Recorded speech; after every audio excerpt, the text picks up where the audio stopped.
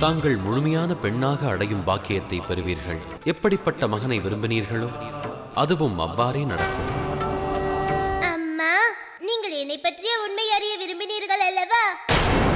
உங்களது கேள்விக்கான பதிலை கூற வேண்டிய நேரம் வந்துவிட்டது.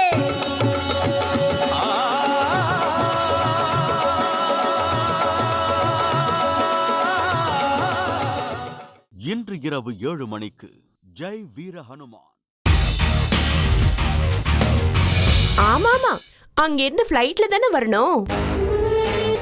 ஆட்டோ பிடிச்சு மீட்டர் போட்டா வர முடியும். அண்ணி போதும்.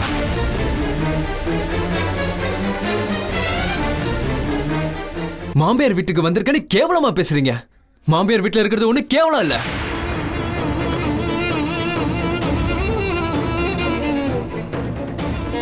இப்ப எல்லாத்தையும் விட்டுட்டு வந்து இங்க பிச்சைக்கார மாதிரி நிக்கிறேன். அதுக்கு வேற என்கிட்ட சண்டை போடுறீங்க. இல்ல ஒரு அப்பனா கையிடுங்க. நல்லா கேட்டுக்கடா, இனிமேல் அப்பா புள்ளங்கிற உறவு உனக்கு எனக்கு கிடையவே கிடையாது.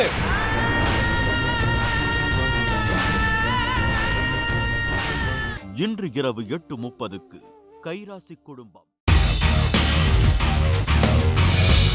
என்னாச்சு பாரதி உனக்கு? பாரதி, பாரதி. டாக்டர் சக்சேனா, நீங்க காரணம் கேட்காம உடனடியா நான் சொல்ற இடத்துக்கு போயிடுங்க. எங்க சின்ன மருமகளுடைய அம்மாவுக்கு திடீர்னு உடம்பு சரியில்லை. அட்ரஸ் உடனே உங்களுக்கு SMS பண்றேன்.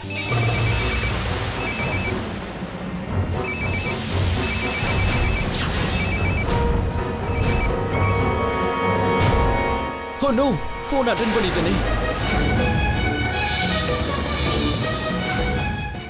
சொந்தங்கள் இன்று இரவு 9 மணிக்கு. நீ ராஜாவோட பிறந்த நாளுக்கு வெறும் கர்ச்சீஃப் தான் தர போறியா? இதெல்லாம் நல்லாவே இல்ல. என் புள்ள பிறந்த நாளைக்கு வெறும் கர்ச்சீஃப் தந்தா எப்படி? வேலை இல்லாதவனுக்கு கூட அவனோட பர்த்டே அன்னைக்கு காஸ்ட்லியான கிஃப்ட் கொடுக்கறாங்க. இது கெட்ட விஷயம் தானே? நம்ம வீட்ல ஒருத்தர் சம்பாதிச்சு எல்லாரும் சாப்பிடுறாங்க. இன்று இரவு 9:30 மணிக்கு பெரிய இடத்து பெண்.